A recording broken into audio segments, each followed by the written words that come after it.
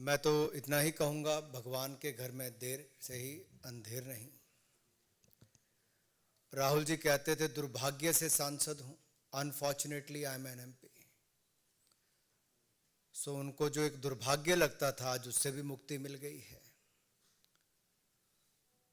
उनके साथ साथ वायनाड के लोगों को भी इससे छुटकारा मिल पाया। इतने लंबे समय से जो लोकसभा के सदस्य हों, ना कभी अमेठी के लिए 5 वर्षों में एक सवाल पूछ पाए 2009 से 14 तक,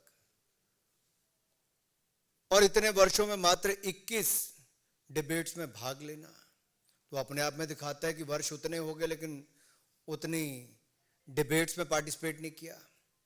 एक भी आज तक प्राइवेट मेंबर बिल तो लाने की बात दूर, लेकिन अपनी ही सरकार में 2013 में ऑर्डिनेंस को बड़े चौराहे पर फाड़ देने का काम और नॉनसेंस बोलने का काम ये श्रीमान राहुल गांधी जी ने किया। वो सदा अपने आप को संसद से ऊपर, सदन से ऊपर, सरकारों से ऊपर, देश से ऊपर और न्याय व्यवस्था से ऊपर समझते हैं। और इस सेंस ऑफ एंटाइटलमेंट की जो बात कही ये अपने आप में उन पर लागू होती है। अब एक बात पहले आई कि क्या 2 साल की सजा। देखिए मित्रों, 2018 में, मैं आपको 2018 में इसलिए लेके जा रहा हूं कि एसएलपी जब सुप्रीम कोर्ट में आई तो 2018 में उनसे रिटन माफी मांगी गई, लिखित रूप में माफी, और कोर्ट ने कहा भविष्य में सचेत रहना, ऐसी गलती मत करना। लेकिन 2019 में एक बार नहीं कई बार ऐसे झूठे आरोप तो लगाए ही। अभद्र भाषा का प्रयोग, अपमान करने का काम, अपशब्द बोलना, ये उनकी आदत सी बन गई थी।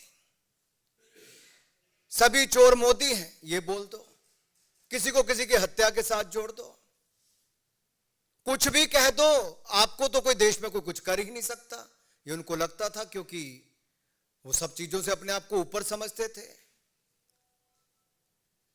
तो सूरत के कोर्ट ने तो याद करवाया कि 2018 में भी तुम्हें कहा था भाई सुधार नहीं हुआ, उसके बाद बार बार आपने गलतियां की हैं, और एक सांसद जब ये गलती कर रहा है तो कुछ ना कुछ दंड ऐसा देना चाहिए कि अब भविष्य में ना हो।